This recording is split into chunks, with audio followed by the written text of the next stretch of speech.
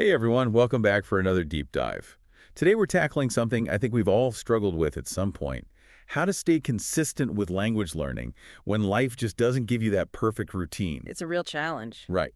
So to get to the bottom of this, we're going to pull some wisdom from a few places. There's a great article from the Marlowe Language Center, some tips I found on Opaton, and we'll even sprinkle in some actual research on habits and motivation. Sounds like a good mix. Yeah, hopefully by the end, we'll all feel a little more equipped to make language learning actually fit our lives, not the other way around.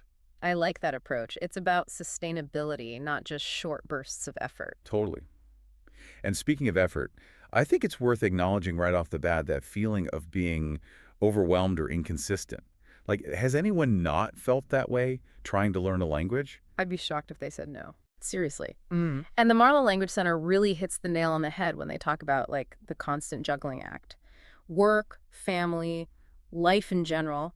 It can make sticking to any kind of routine feel, like, near impossible. Absolutely. And that's where understanding the science of how habits actually form can be so helpful. Okay, so this is where we get into the nitty-gritty. Yeah, let's debunk a myth right away. We've all heard it takes 21 days to form a habit, right? Oh, absolutely. I've definitely told myself that before. Maybe more as an excuse when I failed, though, huh? Well, good news. Research like that done by Lally and others back in 2009 actually found that it takes an average of 66 days, sometimes even longer. Wow, so more than triple the time. Right. But the key takeaway here is that consistency trumps intensity.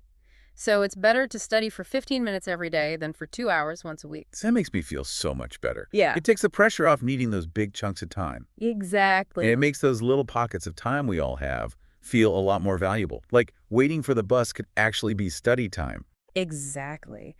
Those short, frequent study sessions are your secret weapon. Even 5 minutes of vocab practice while you wait for your coffee or a quick podcast during your commute can make a huge difference over time. It's almost like sneaking in a workout, but for your brain. Ha! I love that analogy. And this is where the advice from the Marlowe Language Center gets really practical. They really emphasize a few things: regular classes, note-taking, and homework. Okay, those sound pretty traditional, though. How do we make those fit into this flexible framework we're talking about? Well, let's start with classes. Instead of thinking of them as this rigid thing at a set time each week, what if you view them more as like a built-in accountability system? I can see that. Like knowing you've got that class coming up gives you a reason to stay engaged. Right. They provide a foundation, and these days, the options are endless. Online, self-paced, in person, you can really tailor it to your life. Which is key when you're already busy.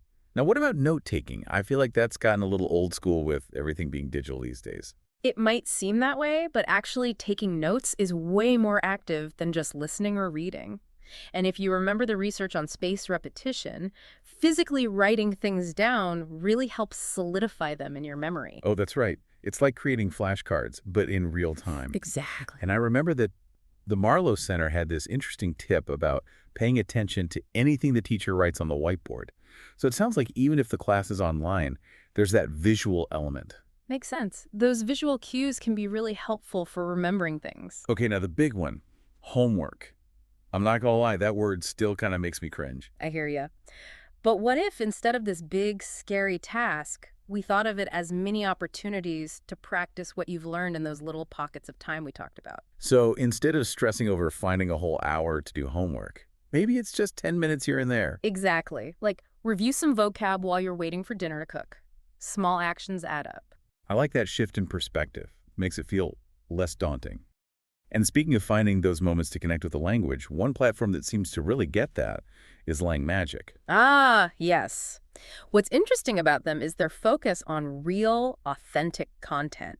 No boring drills. Yeah, it's learning by actually engaging with stuff you enjoy, which actually ties into a concept called comprehensible input. Have you heard of that? Definitely. It's basically the idea of exposing yourself to language that's just slightly above your level. So you understand most of it, but you're still being challenged. And research shows that's super effective. Right. And with Lang Magic, it's not just passive consumption either. They really encourage interaction and have built a whole community around learning. I've always found it fascinating that they offer their basic tools for free, but then you can buy premium content created by actual teachers. It's a cool approach. It really fosters collaboration and gives you the feeling of being part of something. Definitely. But choosing the right tools is only one piece of the puzzle. We got to talk about motivation, right? That's what keeps us going, especially without a strict routine. Couldn't agree more. Motivation is key. And there's a whole psychological theory behind it called self-determination theory. Right. Self-determination theory. Tell me more. Break it down. It basically emphasizes the power of what's called intrinsic motivation. So that fire that comes from within you. Not because you should be learning, because you genuinely want to. Exactly. And there's a great tip from Opiton that taps into this. They suggest tracking your progress, even the tiny wins, like learning one new word a day or having a short conversation. Oh, I love that. It's like acknowledging those little victories. It totally is. And it's not just a feel-good thing. It's actually backed by research on feedback loops and motivation. So seeing progress, even in small steps, makes you want to keep going. Exactly. It's like leveling up in a game. That's a great analogy.